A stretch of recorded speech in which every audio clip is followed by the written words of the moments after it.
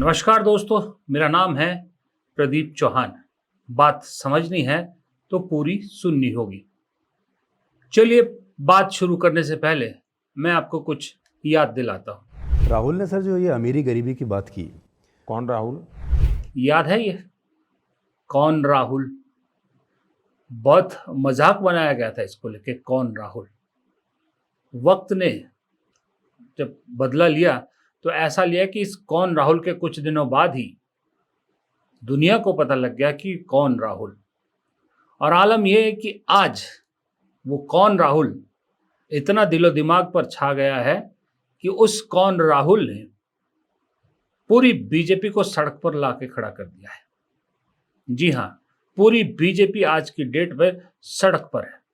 तो कौन राहुल ने चुनाव तो बीजेपी को हरवाया इसलिए कि 400 पार की उम्मीद लगाए बैठी बीजेपी 240 पर अटक गई। लेकिन उसके बाद से जो दम, मैंने पहले कहा कि जो नाक में दम किया हुआ है ना, उसका उदाहरण ये तो अभी हम देख रहे हैं। इसका उदाहरण तो चुनाव जीतते ही दिख गया था, जब प्रधानमंत्री नरेंद्र मोदी को पार्लियामेंट के बाहर रोना पड़ा था कि मेरी आवाज को राहुल गांधी दबाने की कोशिश कर रहे हैं।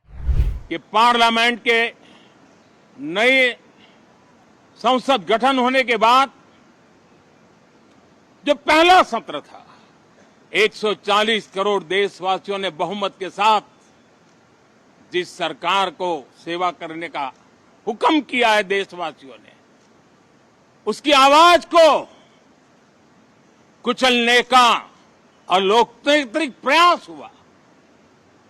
2.5 घंटे तक देश के प्रधानमंत्री का गला घोंटने का, उनकी आवाज को रोकने का, उनकी आवाज को दबाने का लोकतांत्रिक परंपराओं में कोई स्थान नहीं हो सकता है। याद है ना ये बयान आपको? ये एलओपी बनने के बाद पहले सत्र का हाल था। और सही में जिस तरह से सड़क पर राहुल गांधी ने उतार दिया है, एक मुद्दा बीजेपी उनका काट निकालने की कोशिश करती है, राहुल गांधी दूसरा मुद्दा ले आते हैं।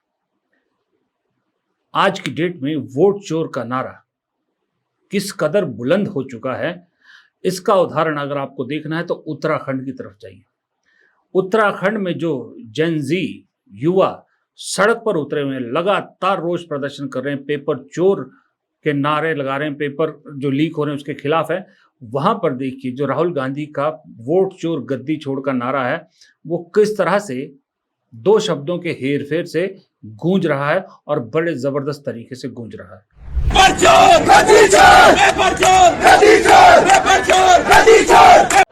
गांव में भगवा घुसने ही ना दिया जाए।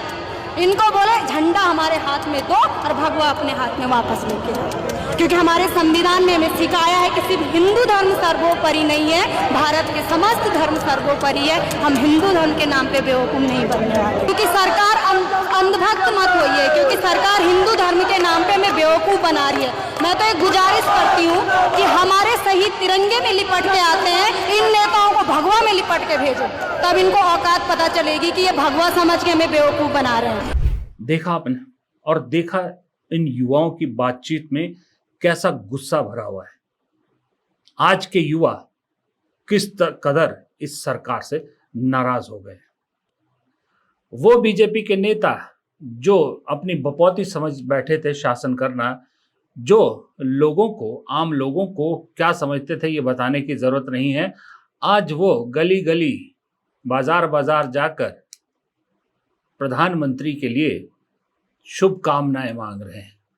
शुभकामनाएं इन द सेंस कि एक गलती जो की थी उसको सुधारा, उस सुधारी गलती सुधार को अचीवमेंट बता रहे हैं और प्रधानमंत्री के नाम का जाप कर रहे हैं।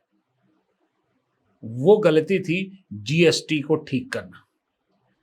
जिस दिन से सरकार ने जीएसटी में बदलाव किया है, उस दिन से लेके उत्तर से लेके दक्षिण तक, पूर्व से लेके पश्चिम तक, कश्मीर से लेके जम्मू से लेके तमिलनाडु तक और असम से लेके गुजरात तक, जहां नजर दौड़ाइए बीजेपी के नेता बाजारों में घूमते नजर आ रहे हैं। यहाँ तक कि हमारी निर्मला ताई को भी बाजार में उतरना पड़ा, दिल्ली की गलियों में घूमना पड़ा और लोगों को समझाना पड़ा कि ये जीएसटी में जो बदलाव आया है वो कितना फायदेमंद है। उत्तर प्रदेश के मुख्यमंत्री योगी आदित्यनाथ तो बाकायदा दुकानों में जाकर सामान खरीद रहे हैं, नोटिस लगा रहे हैं, क्यूआर कोड में नई रेट लिस्ट लगा रहे हैं और बाजारों में घूमते हुए बाकायदा नारे भी लगा रहे हैं। हटी जीएसटी मिला उपहार, धन्यवाद मोदी सरकार। हटी जीएसटी मिला उपहार, धन्यवाद मोदी सरकार। हटी जीएसटी मिला उपहार, धन्यवाद मोदी सरकार। चाहे वो किरण रिजिजू हो, चाहे वो अनुराग ठाकुर हो, चाहे वो मनोज तिवारी हो, चाहे केंद्रीय मंत्री हो या कोई स्टेट का मंत्री हो, मुख्यमंत्री हो, सब के सब बाजारों में सड़कों पे उतरे हुए हैं और लोगों के आगे बखान कर रहे हैं कि हमने कितना बड़ा काम कर दिया, जबकि उससे ज्यादा लोगों को पहले ही समझ में आ चुका है कि ये तो गलती का सुधार था। अब एक यहाँ पर आपको समझ में नहीं आएगा, एक गोवा का वीडियो है। गोवा के मुख्यमंत्री भी एक दुकानदार को ऐसे ही समझाने गए थे। दुकानदार ने गोवन भाषा में समझा दिया वापस उल्टा कि जो 8 साल से हमें लूट रहे थे उसका हिसाब कौन देगा। तो इस तरह के जवाब भी मिल रहे हैं। लेकिन एक बात तो तय है, आज की डेट में दफ्तरों में, शाही गाड़ियों में, शाही आलीशान दफ्तरों में, आलीशान होटलों में, आलीशान कार्यालयों में बैठने वाले सारे मंत्री, संतरी, नेता बीजेपी के सड़क पर पहुंच गए हैं और सिर्फ वजह क्या है? वजह जीएसटी का बखान नहीं है। जीएसटी बखान करने की जरूरत क्यों पड़ गई? क्योंकि ये शख्स जो आपकी स्क्रीन पर है, इस शख्स ने बीजेपी की नाक में दम कर दिया है, खास करके पिछले 1 साल में। आज की डेट में कोई भी काम बीजेपी कर रही है उसका गुणगान करने की जरूरत पड़ रही है। प्रधानमंत्री को खुद राष्ट्र को संबोधित करना पड़ा कि हमने जीएसटी में बदलाव किया है। बताइए, इतने मजबूर हो गई बीजेपी।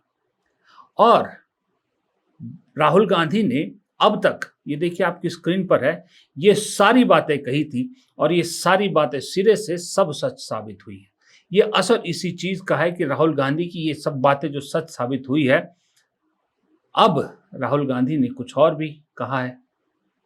उससे डर के अपने लिए ग्राउंड तैयार करने की कोशिश करी। बीजेपी खिसकती हुई जमीन को पकड़ने की कोशिश कर रही है, क्योंकि उसे लगता है ये नहीं करेंगे तो राहुल गांधी का जो हाइड्रोजन बम आएगा, वो बम बहुत कुछ उड़ा जाएगा। मैंने हाइड्रोजन बम की बात करी है, वो आएगा, ठहर जाइए, वो आ रहा है,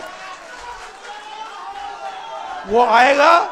और फिर आपको बीजेपी की जो सच्चाई है, जो इन्होंने पूरे देश में किया है, बिहार में करने की कोशिश कर रहे थे और बिहार के युवा ने इनको रोक दिया है, उसकी सच्चाई आप सबको पता लग जाएगा।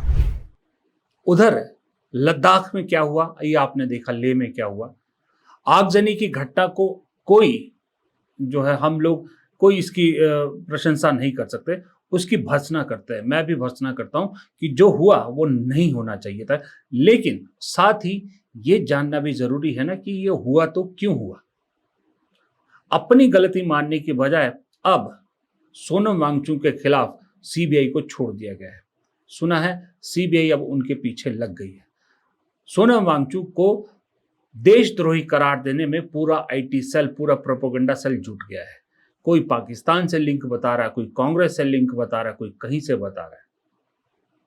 लेकिन इतना जरूर है कि ये सारा सिस्टम जो है वो जान चुका है ये आग अब दबने वाली नहीं है।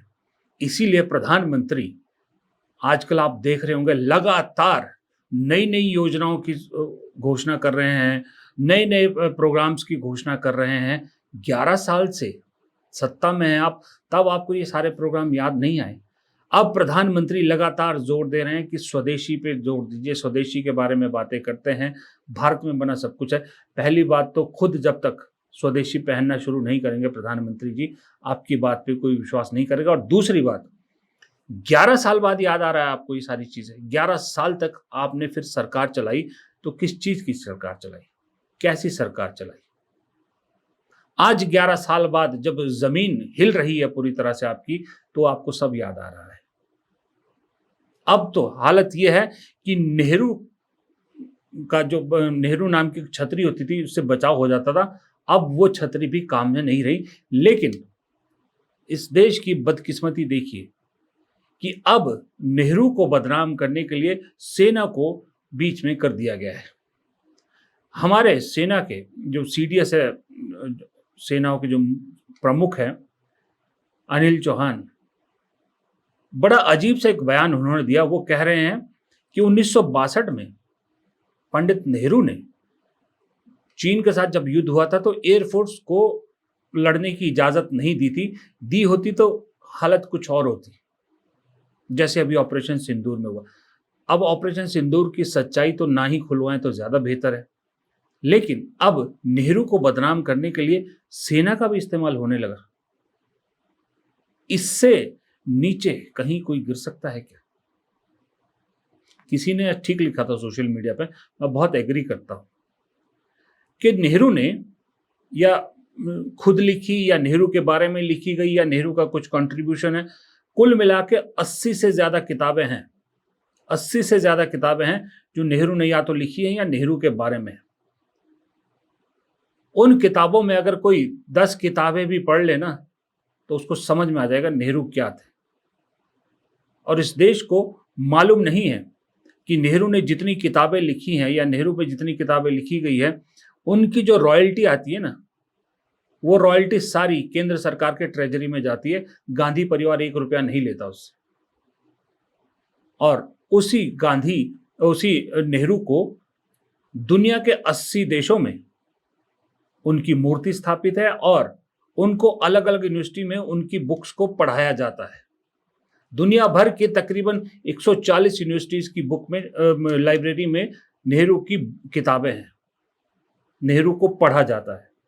ये नेहरू की लेगेसी है।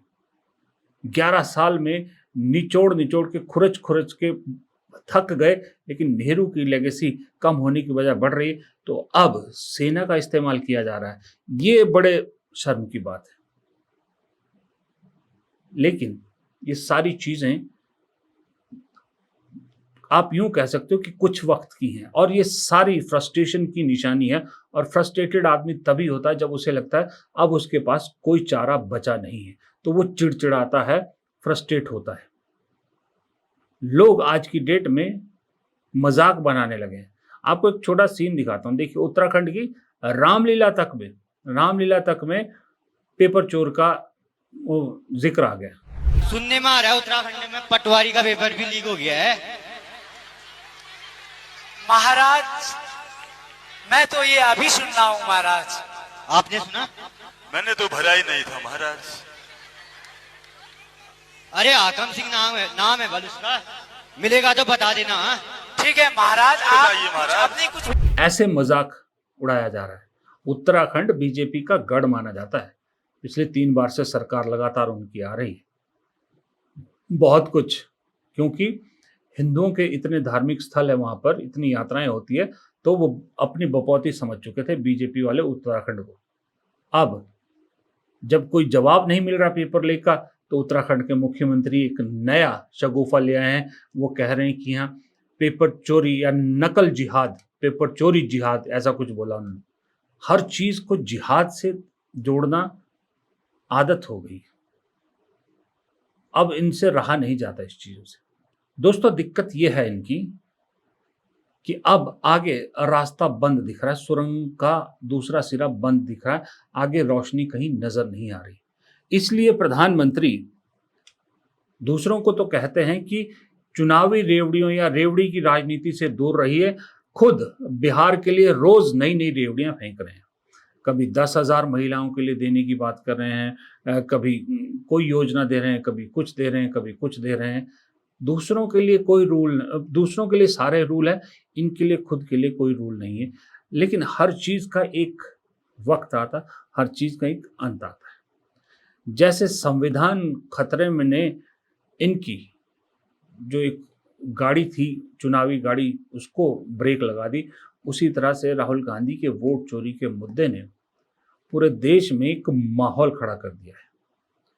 अब इस माहौल में पेपर चोरी भी आ जाता है, इस माहौल में लद्दाख के लोगों का हक भी आ जाता है, इस माहौल में नॉर्थ ईस्ट के लोगों का हक भी आ जाता है, इस माहौल में बिहार के बेरोजगारों का दर्द भी आ जाता है, इस माहौल में किसानों का दर्द भी आ जाता है, और इस माहौल में उन लोगों का दर्द भी आ जाता है जिन्हें धर्म के नाम पर पिछले इन 11 सालों में खूब निशाना बनाया गया।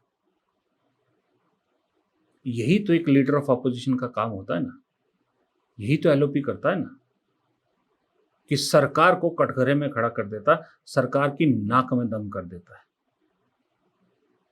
मैं तो ये सोचता हूं कि अगर कहीं 2019 में कांग्रेस की ये 99 सीट के आसपास आई होती है, leader of opposition Rahul Gandhi बन गए होते, तो क्या 24 में चुनाव के यही नतीजे होते?